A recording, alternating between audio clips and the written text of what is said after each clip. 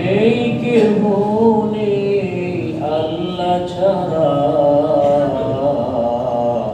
লা ইলাহা ইল্লাল্লাহ, লা ইলাহা ইল্লাল্লাহ, লা ইলাহা ইল্লাল্লাহ, লা ইলাহা ইল্লাল্লাহ, লা ইলাহা ইল্লাল্লাহ মুহাম্মাদুর রাসূলুল্লাহ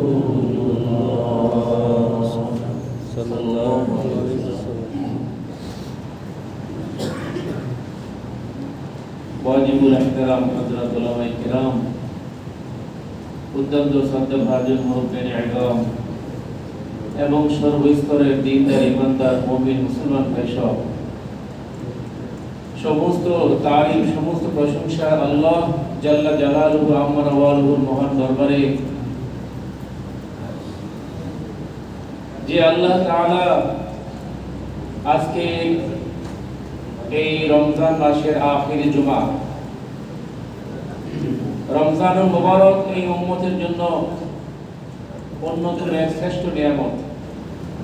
আল্লাহ তাআলা আমাদেরকে এই রমজানুল মুবারকের সর্বশেষ জুমায় শরীক হওয়ার তৌফিক দিয়েছেন। দিল থেকে মহব্বতের সাথে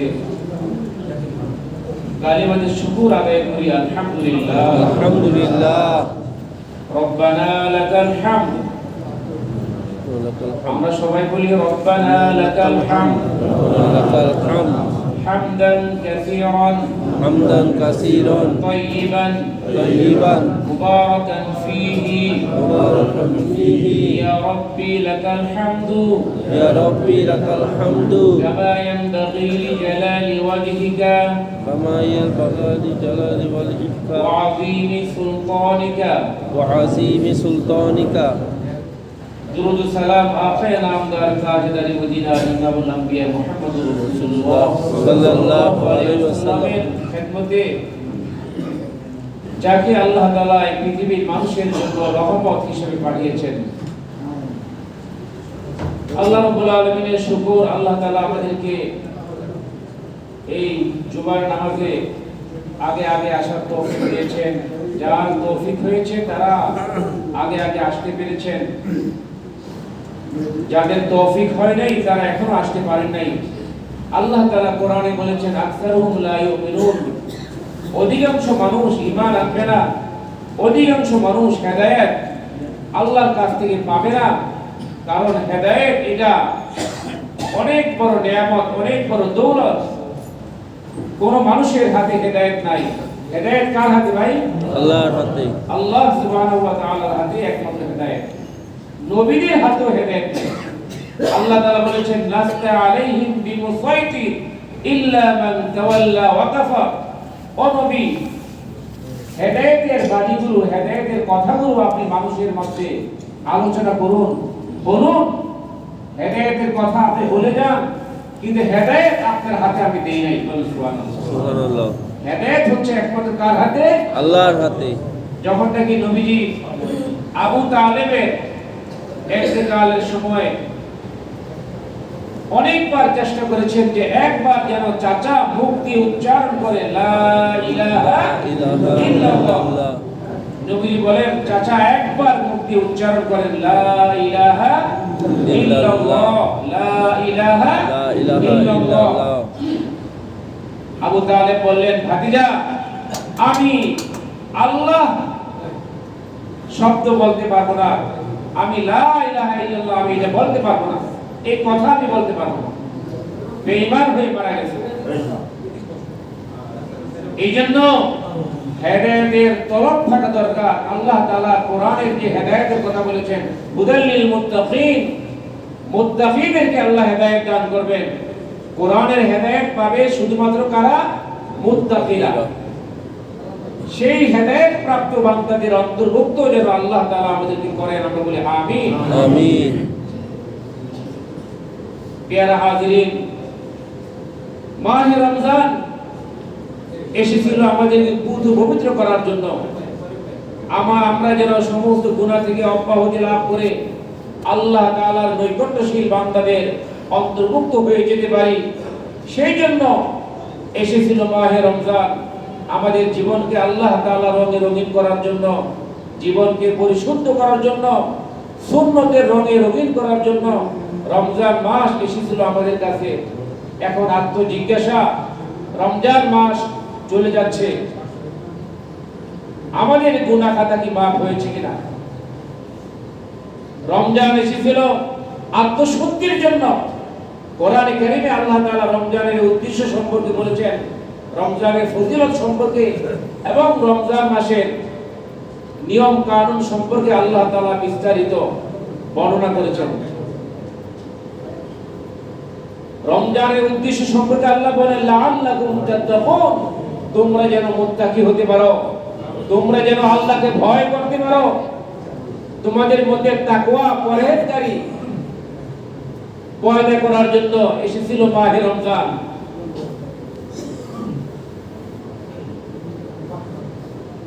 আমরা এই যে আল্লাহ তাআলা রমজানের প্রথম দশক বারিধারার মতো রহমত বর্ষণ করেন, পুরা রমজান মাসেই আল্লাহ তাআলা রহমত বর্ষণ করেন অন্য মাসের তুলনায় বেশি।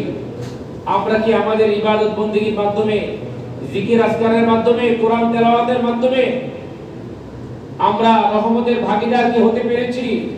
আল্লাহ তাআলা যে ক্ষমা ঘোষণা করলেন, ওয়া আওসাতুহু মাগফিরাতুন, রমজান মাসে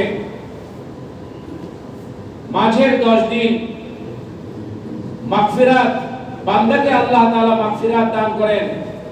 আমরা কি তওবা ইস্তিগফারের মাধ্যমে, তাহাজ্জুদের মাধ্যমে, রোজাদারের মাধ্যমে সেই ক্ষমা প্রাপ্ত বান্দাদের অন্তর্ভুক্ত হতে পেরেছি কিনা?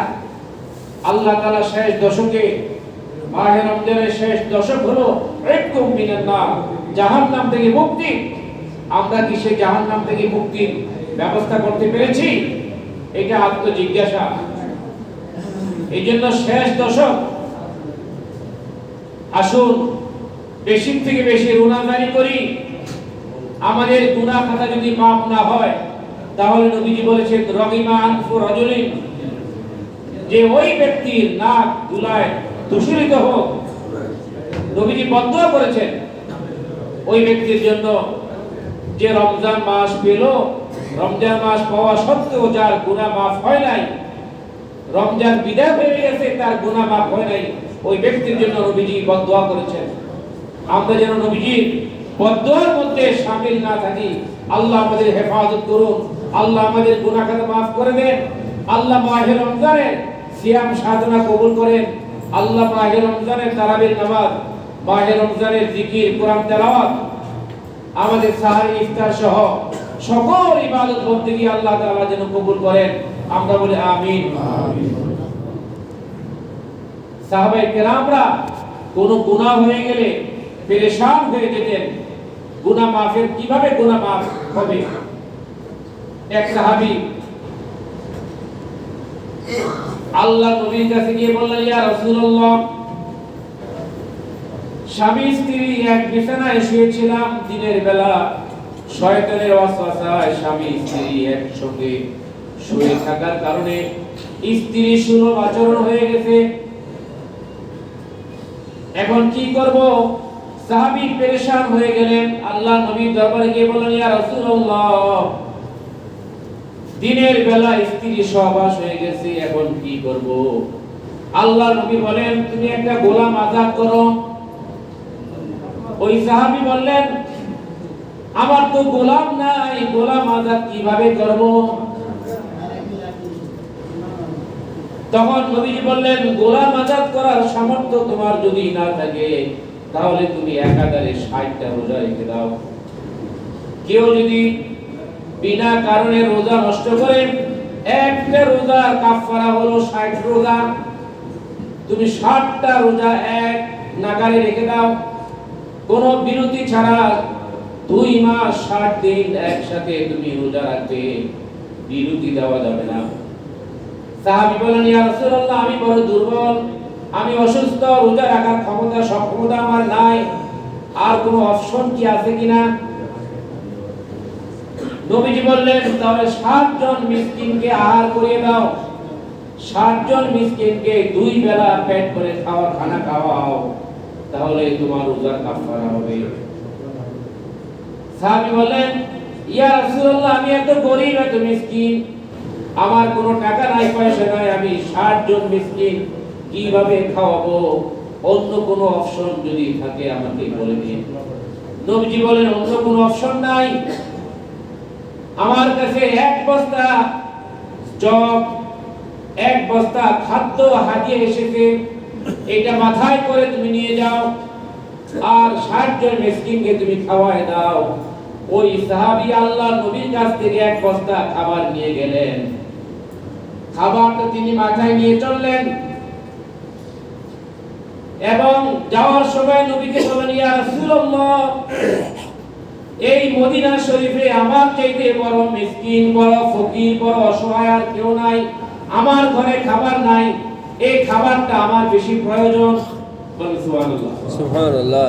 আপনি তো বললেন যে 60 জন মিসকিনকে খাওয়াই দিতে, কিন্তু এই খাবারটা তো আমার বেশি প্রয়োজন, ইয়া রাসূলুল্লাহ আমি কি করব? আল্লাহর নবী হেসে দিলেন। বলেন সুবহানাল্লাহ। সুবহানাল্লাহ। আল্লাহর নবী মুস্কি হাসলেন। মুস্কি হাসা মানে কি? ওই যে বিবাহের সময় যদি মেয়েকে বলা হয় যে তোমার জন্য একটা ভালো পাত্র দেখছি, এই পাত্র এরকম এরকম লেখাপড়া করছে, তার এরকম যোগ্যতা, দেখতে খুব ভালো, তুমি কি বলো?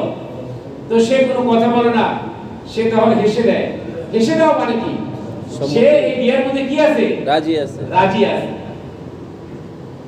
তো নবীজি হেসে দিলেন, মানে হলো যাও তুমি, যেহেতু অসহায়, তুমি গরীব, তুমি বিবি বাল বাচ্চা নিয়ে তুমি নিজে এটা ভোগ করতে থাকো। তখন তো নবী ছিল, এখন নবী নাই, এখন আমরা কি করব? এখন তো আমাদের কোনো অপশন নাই। কেউ যদি বিনা কারণে একটা রোজা, রমজান মাসের একটা রোজা কেউ যদি নষ্ট করে, তাহলে তার কাফারা হলো তাকে কাজা করতে হবে, কাফারাও দিতে হবে। কাজা মানে হলো একটা রোজার পরিবর্তে একটা রোজা, আর কাফারা হলো একটা রোজার পরিবর্তে 60টা রোজা।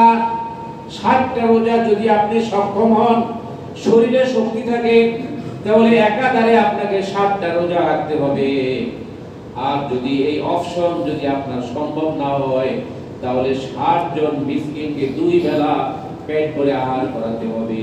বলেন সুবহানাল্লাহ। সুবহানাল্লাহ। তাহলে যারা বিনা কারণে রোজা নষ্ট করে কাফারাও দেয় না, তাদের অবস্থা কি হবে?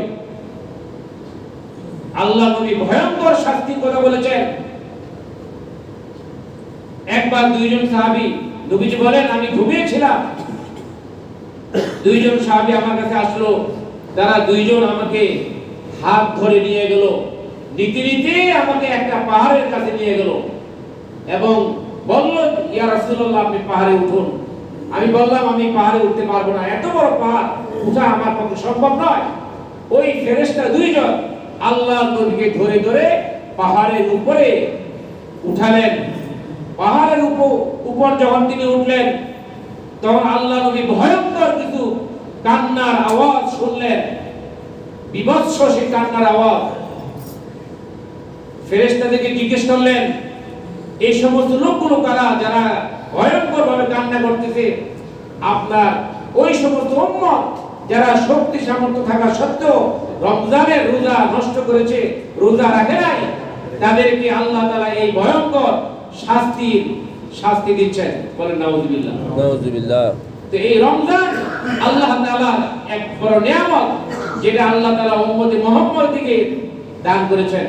এই যে রমজানের যে বাকি সময়গুলো আছে, আজকে আখেরি জুমা, আজকের দিনের পরে হয়তো আমরা আর 2 বা 3 দিন সময় পাবো। এই 2-3 দিন সময় আমরা যেন নষ্ট না করি, রুনাজারি করি, কান্নাকাটি করি, তওবা ইস্তেগফার করি, কোরআন তেলাওয়াত করি, জিকির করি, দান সদকা করি, তাহাজ্জুদের মধ্যে সিজদায় কান্নাকাটি করি। তাহাজ্জুদের রক্ত আল্লাহ তাআলা দোয়া কবুল করেন, তওবা কবুল করেন। যারা কোরআন তেলাওয়াত পড়তে জানেন, কোরআন তেলাওয়াত করবেন। কোরআন তেলাওয়াত করলে দিলের মরিচা দূর হয়ে যায়। কোরআন তেলাওয়াত করলে ইমান বৃদ্ধি পায়। আল্লাহ তাআলা বলেছেন ওয়াইদা তুলিয়াত আলাইহিম আয়াতুহু যাদাতহুম ঈমানা ওয়াইদা তুলিয়াত আলাইহিম আয়াতুহু যাদাতহুম ঈমানা।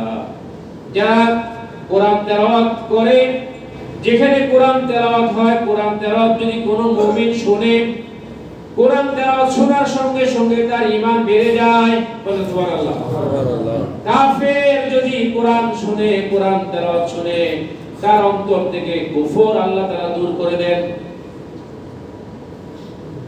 এই জন্য দেখা গেল হযরত ওমর কাফের থাকা অবস্থায় যখন বাড়িতে গেলেন, উঠানে গিয়ে দেখলেন ঘরের মধ্যে বোন এবং ভগ্নিপতি কোরআন তেলাওয়াত করতেছে। হযরত ওমরের কানের মধ্যে যখন কোরআন তেলাওয়াতের আওয়াজ আসলো, ওনার ভালো লাগলো। তিনি কোরআন তেলাওয়াত শোনার জন্য বোনকে বললেন, বোন কোরআন তেলাওয়াত করো। বোন বলল, তুমি নাপাক, তুমি কাফের, তুমি গোসল করে আসো, ওযু করে আসো। ওমর গোসল করলেন, ওযু করলেন, তারপরে বোন কোরআন তেলাওয়াত করলো। বোনের মুখে কোরআন তেলাওয়াত শুনে ওমর পাগল হয়ে গেলেন কালমা পড়ার জন্য। আমাকে নিয়ে যাও বিশ্ব নবীর দরবারে। বলেন সুবহানাল্লাহ। সুবহানাল্লাহ। তৎক্ষণাৎ সাথে সাথে তিনি আল্লাহর নবীর দরবারে গিয়ে কালেমা পড়ে মুসলমান হয়ে গেলেন। এই জন্য কোরআন যদি মুসলমান শুনে, মুসলমানের ঈমান বেড়ে যায়। আর কাফের যদি কোরআন শুনে, কাফেরের কুফরি অন্তর থেকে দূর হয়ে যায়। হযরত উসমানকে যারা শহীদ করার জন্য আসলো, হযরত উসমানকে শহীদ করার জন্য যারা ওনার কামরায় ঢুকলো, ওনার রুমে ঢুকলো, তখন তিনি কোরআন তেলাওয়াত করতেছিলেন।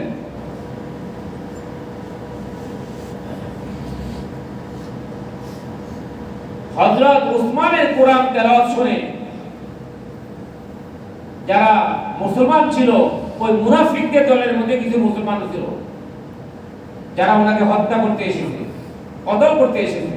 তো যারা মুসলমান ছিল, ওনার কোরআন তেলাওয়াত শুনে তারা দেওয়াল টপকে চলে গেছে। এরপরে কাফেররা ওনাকে হত্যা করেছে। উনি বললেন, তোমরা আমাকে হত্যা কেন করবে? আমি তো কোনো জিনাও করি নাই। তিন কারণে মানুষকে হত্যা করা যায়। জিনা করলে তাকে হত্যা করা যায়, মানুষ হত্যা করলে তাকে হত্যা করা যায়। আমি তো মানুষও হত্যা করি নাই। আমি কুফর থাকা অবস্থায় আইয়ামে জাহিলিয়ার মধ্যে কোনোদিন জিনা করি নাই, কোনোদিন আমি শরাব পান করি নাই, মানুষকে হত্যা করি নাই। তোমরা আমাকে কেন হত্যা করবা? কয় তুমি ক্ষমতা ছেড়ে দাও। না, আমি ক্ষমতা ছাড়তে পারবো না। আল্লাহর নবী নিষেধ করেছেন, ক্ষমতা আমি ছাড়তে পারবো না। হযরত ওমরকে, হযরত উসমানকে তারা শহীদ করে দিল। ওই কোরআন তেলাওয়াত অবস্থায় হযরত উসমান শাহাদাত বরণ করলেন। হযরত উসমানের কাছে কোরআন তেলাওয়াত ছিল সবচেয়ে প্রিয় ইবাদত। তিনি একটু সময় পেলে কোরআন তেলাওয়াত করতেন। 2 রাকাত নামাজের মধ্যে হযরত উসমান পুরো কোরআন শরীফ খতম করতেন। সুবহানাল্লাহ। 2 রাকাত নামাজের মধ্যে তিনি কোরআন শরীফ খতম করতেন।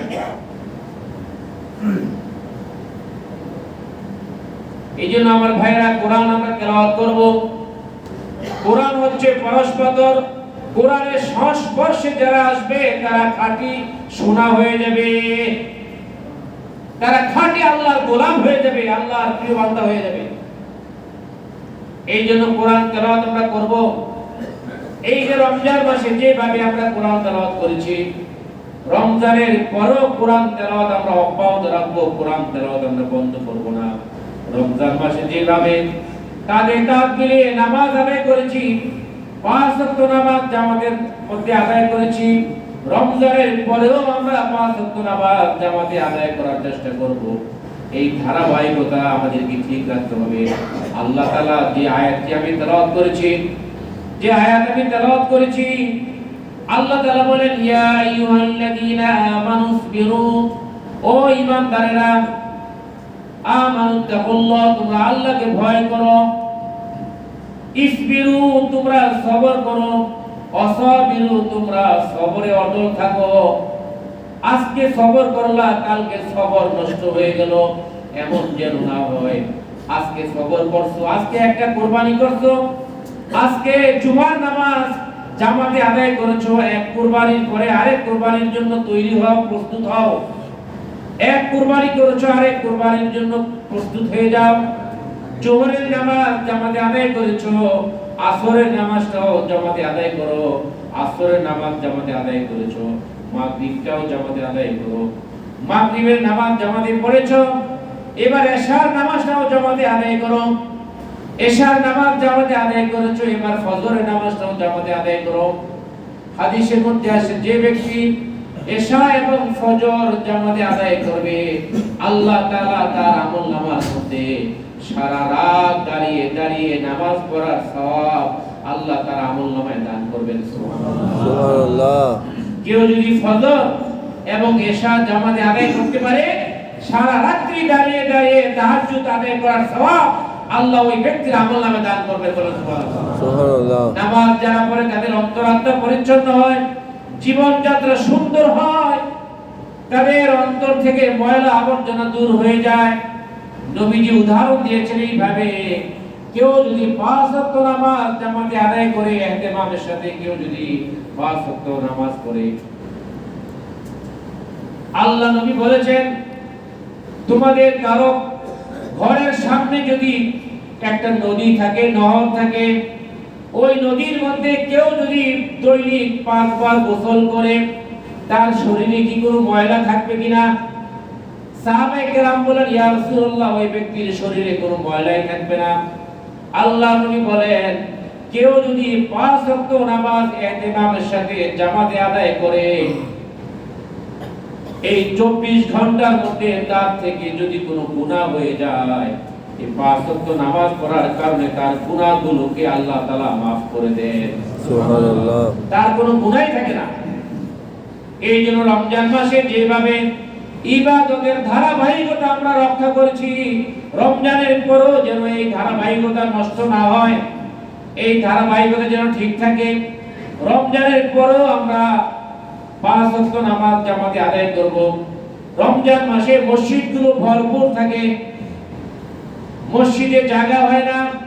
রমজানের পরও যেন মসজিদগুলো এমন ভরপুর থাকে, কানায় কানায় মুসল্লি ভরা থাকে, তাহলে আমাদের রোজা সার্থক হবে। নচেত প্রতি বছর রোজা আসবে যাবে, রোজা আসবে, আমাদের হায়াতে বারবার রোজা আসবে।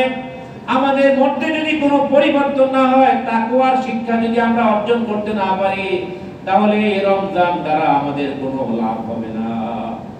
রমজান আসে আমাদের মধ্যে পরিবর্তনের জন্য, রমজান আসে আমাদেরকে আল্লাহর খাঁটি গোলাম বানানোর জন্য। রমজান আমাদেরকে শিক্ষা দেয়, তাকওয়া শিক্ষা দেয়।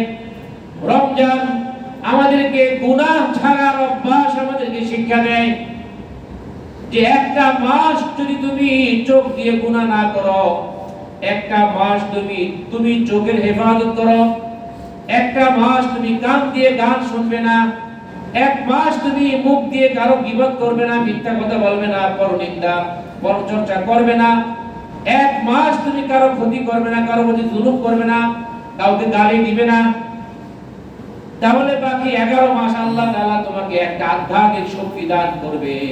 এই গুনাহগুলি তোমার দ্বারা আর কখনো হবে না। বলুন সুবহানাল্লাহ। এই রমজান হলো ট্রেনিং এর মাস। আল্লাহ তাআলা এই ট্রেনিং এর জন্য আমাদেরকে দিয়েছেন। অনেক ধূমপাই আছে, যারা ধূমপান থাকতে পারে না, রমজান মাসে আপনারা তো দিনের বেলা যারা রোজা রাখেন ধূমপান করেন না। এই রমজান মাস যদি আপনি দিনে এবং রাতে যদি ধূমপান না করেন, তাহলে এই অভ্যাসটা আল্লাহ তাআলা আপনার থেকে দূর করে দিবেন। আল্লাহ তাআলা আপনাকে শক্তি দিবেন, এই অবদ অভ্যাসটা আপনার মধ্যে আর থাকবে না। সুবহানাল্লাহ। এটা হলো ট্রেনিং এর মাস। এই জন্য আল্লাহ তাআলা বলেছেন, সবরের সঙ্গে নামাজ আদায় করো। ইয়া আইয়ুহাল্লাযীনা আমানুসবিরু, ঈমানদারেরা তোমরা সবর করো। সবর হলো 3 প্রকার। 1 নম্বর হলো সবর আলা তাআত, ইবাদতের মধ্যে সবর। 2 নম্বর সবর আনিল মাসিয়াত, গুনাহ থেকে বাঁচার জন্য সবর। 3 নম্বর সবর আলাল মুসিবা, বিপদ আপদ আসলে সবর করা। সবর কয় প্রকার ভাই? 3 প্রকার। 1 নম্বর হলো সবর আলা তাআত, ইবাদতের মধ্যে সবর। ইবাদত বন্দেগীর মধ্যে সবর করবেন। এখন তো সবরওয়ালা ইবাদত মানুষের মধ্যে কমে গেছে। সবরওয়ালা সিজদাকারীর বড় অভাব, সবরওয়ালা রুকুকারীর বড় অভাব, সবরের সাথে নামাজ পড়ার মানুষ বড় অভাব। আগের মুসল্লিরা এমন ছিল, মসজিদগুলো এমন সুন্দর ছিল না, মসজিদগুলোর মধ্যে দামি দামি টাইলস ছিল না, দামি দামি মার্বেল টাইলস লাগানো ছিল না, মসজিদগুলোর মধ্যে দামি দামি এসি ছিল না, ফ্যান ছিল না, মোজাইক ছিল না, এত সুন্দর বাতিও ছিল না। কিন্তু মুসল্লি ভালো ছিল, মসজিদগুলো ছিল খেজুরের ছাউনির, মুসল্লিরা নামাজ পড়তো, বৃষ্টির পানি তাদের মাথার মধ্যে টপ টপ করে পড়তো। কিন্তু ওই মুসল্লি যখন সিজদা দিত, তার সিজদার কারণে জমিন কাঁপতো, তার সিজদার কারণে জমিন জায়নামাজ ভিজে যেত তার কান্নার কারণে। এখন আবার সেই মুসল্লিদেরকে মসজিদ তালাশ করতেছে। আহারে, মসজিদ তো সুন্দর হইছে, কিন্তু মুসল্লি তো সুন্দর হয় নাই। আল্লাহ নবী ভবিষ্যৎবাণী করেছেন, ইউশাকু আলান নাসি জামানুন লা ইয়াবকা মিনাল ইসলাম ইল্লা ইসমুহু ওয়া লা ইয়াবকা মিনাল কুরআনি ইল্লা রুসমুহু মাসাজিদুহুম আমিরাতুন ওয়া হিয়া খারাবুন মিনাল হুদা। আল্লাহ নবী ভবিষ্যৎবাণী করেছেন যে এমন একটা সময় আসবে যখন ইসলাম থাকবে, শুধু নামে মাত্র ইসলাম থাকবে, ইসলামের নাম ছাড়া আর কিছুই থাকবে না। ওয়ালা ইয়াবকা মিনাল কুরআনি ইল্লা রুসমুহু, কোরআনের পৃষ্ঠাগুলো থাকবে, অক্ষরগুলো থাকবে, আয়াতগুলো থাকবে, কোনো আমল থাকবে না মানুষের মধ্যে। কি বলেন, কোরআনের আমল কি আমাদের মধ্যে আছে?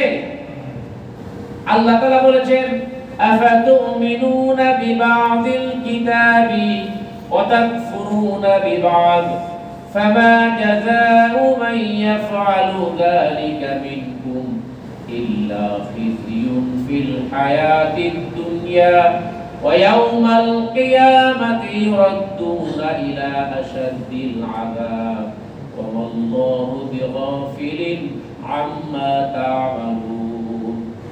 আফাতুমিনুনা বিবাযিল কিতাব, তুমি কি আল্লাহর কিতাবের, আল্লাহর কোরআনের কিছু অংশ তুমি আমল করো,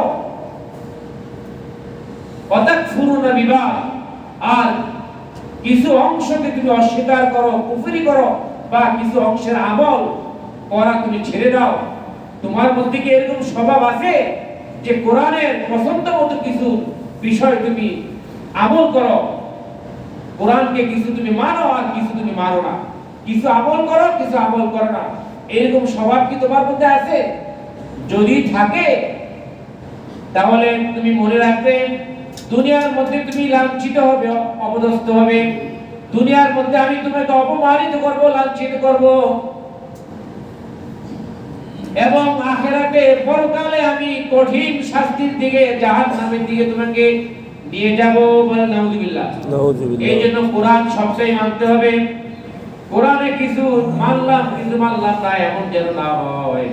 এই জন্য আল্লাহ নবী বলেছেন, যে ব্যক্তি কোরআন পড়ে, কোরআনের মধ্যে যেটা আল্লাহ হালাল করেছেন হালাল জেনে আমল করে, কোরআনের মধ্যে আল্লাহ যেটা হারাম করেছেন হারাম জেনে সেটাকে যে বর্জন করে, তাহলে আদখালাহুল্লাহুল জান্নাহ, কোরআনের উপর আমল করার কারণে আমি আল্লাহ তাআলা তাকে জান্নাত দান করব।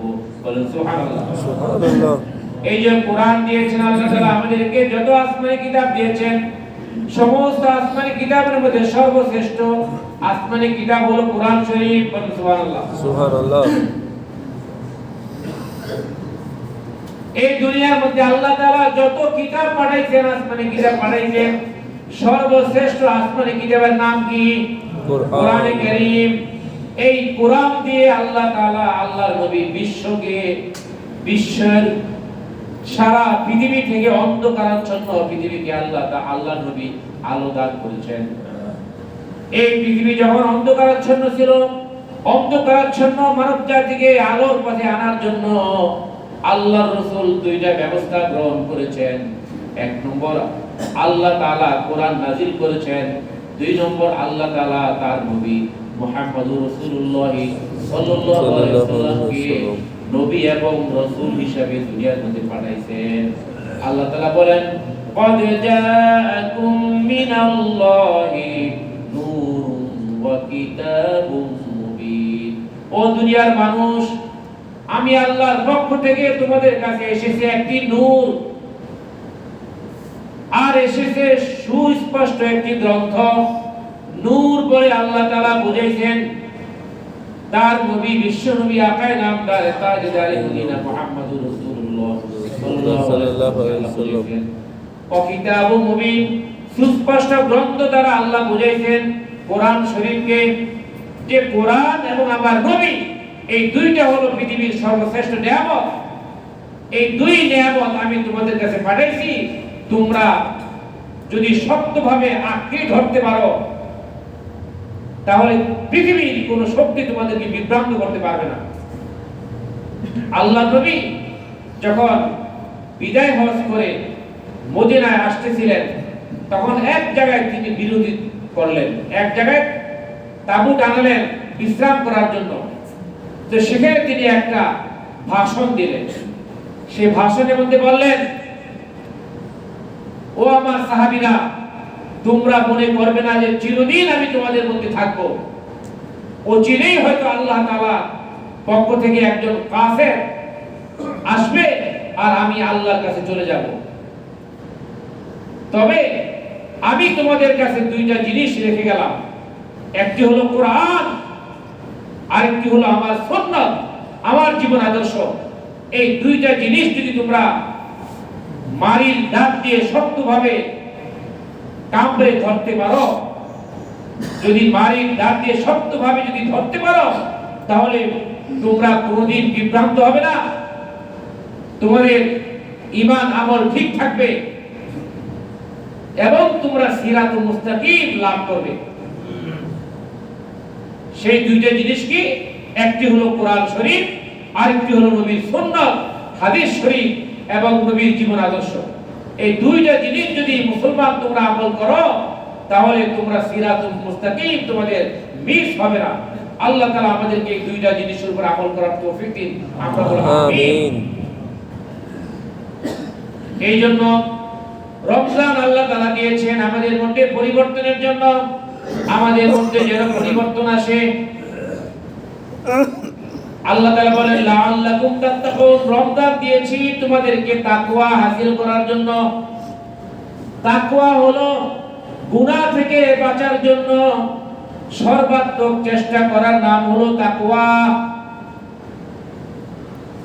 আপনি ইচ্ছা করলে গুনাহটা করতে পারেন, কিন্তু আল্লাহর ভয়ে আপনি গুনাহ করলেন না। আপনি গুনাহ আপনার সামনে এসে গেছে, ইচ্ছা করলে গুনাহটা আপনি করতে পারেন। একজন বেপরদা নারী আপনার সামনে দিয়ে যাচ্ছে, ইচ্ছা করলে আপনি দেখতে পারেন, আপনি দেখলেন না।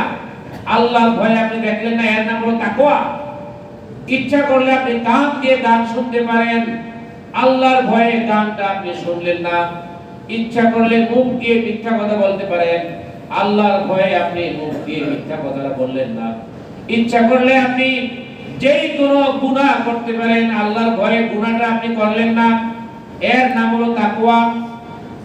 এই তাকওয়া শিক্ষা দেওয়ার জন্য আমাদের মধ্যে তাকওয়ার গুণ যেন আমাদের মধ্যে হাসিল হয়, তাকওয়া অর্জন করার জন্য আল্লাহ তাআলা আমাদের দিয়েছেন মাহে রমজান। আল্লাহর ভয় যদি কার মধ্যে থাকে একটা জিনিস, তাহলে সে কোনোদিন গুনাহ করতে পারবে না। আল্লাহ তাআলা বাকি জিন্দেগি আমাদেরকে গুনাহ মুক্ত জিন্দেগি যাপন করার তৌফিক দান করেন। আমরা বলি আমিন আমিন। আর রমজান মাসে আরেকটা ইবাদত, সেটা হলো আমরা তো যাকাত আদায় করেছি অনেকে।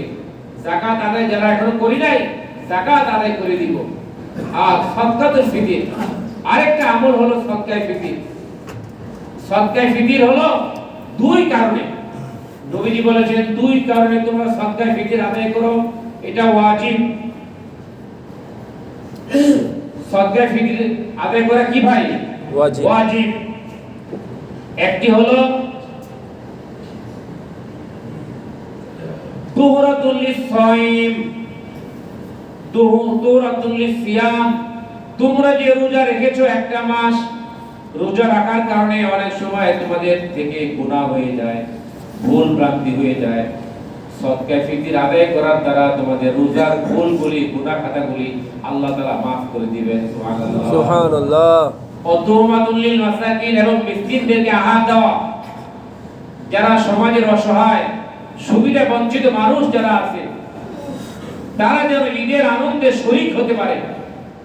একটা তো বললাম যে রমজান মাসে রোজা রাখার কারণে অনেক সময় ভুল ভ্রান্তি হয়ে যায়, গুনাহ খাতা হয়ে যায়। সমস্ত ভুল ভ্রান্তি, গুনাহ খাতাগুলি মাফ করে আল্লাহ তাআলা যেন আমাদের রোজাগুলি কবুল করেন, এই জন্য হলো সদকা ফিতর। 2 নম্বর হলো যারা গরীব, অসহায়, মিসকিন যারা আছে, অভাবী লোক যারা আছে, তারা যেন আমাদের সঙ্গে ঈদের আনন্দে শামিল হতে পারে, শরীক হতে পারে, সেই জন্য সদকা ফিতর। সদকা ফিতর আদায় করব 5টা জিনিস দ্বারা। 1 নম্বর হলো জব, 2 নম্বর হলো কিশমিশ, 3 নম্বর হলো খেজুর, 5 নম্বর হলো পনির, 4 নম্বর হলো পনির, আর 5 নম্বর হলো গম। এই 5টা বস্তু দিয়ে আমরা সদকা ফিতর আদায় করব। প্রথম যে 4টা বললাম, জব, খেজুর, কিশমিশ, পনির, এক সা পরিমাণ হতে হবে। এক সা হলো 3 কেজি 300 গ্রাম সমান। এক সা হিসাব করলে হয় 3 কেজি 300 গ্রাম। আপনার সামর্থ্য আছে, আপনি গম দিয়ে যদি, আপনি গমের অর্থ দিয়ে যদি সদকা ফিতর আদায় করেন, এটা ঠিক হবে না। আপনার সামর্থ্য আছে কিশমিশ দিয়ে, কিশমিশের মূল্য দিয়ে সদকা ফিতর আদায় করার সামর্থ্য আছে, খেজুর দিয়ে, খেজুরের মূল্য দিয়ে অথবা খেজুর দিয়ে সদকা ফিতর আদায় করার সামর্থ্য আছে, পনির দিয়ে সদকা ফিতর আদায় করার। আপনি যদি গম দিয়ে, আটা দিয়ে যদি সদকা ফিতর আদায় করেন, এটা আপনার জন্য ঠিক হবে না। তাহলে 4টা জিনিস, জব, কিশমিশ, খেজুর আর হলো পনির, এই 4টা হতে হবে এক সা, 3 কেজি 300 গ্রাম। আর গমের ক্ষেত্রে আধা সা, অর্ধেক সা হলো 1 কেজি 650 গ্রাম। তো আমরা সর্বনিম্নটাই দেই। ম্যাক্সিমাম লোকেরা আমরা কি করি, সর্বনিম্ন যেটা 1 কেজি 650 গ্রাম গমের যে মূল্য, ওই মূল্য দিয়ে আমরা সদকা ফিতর আদায় করি। এটা ঠিক না।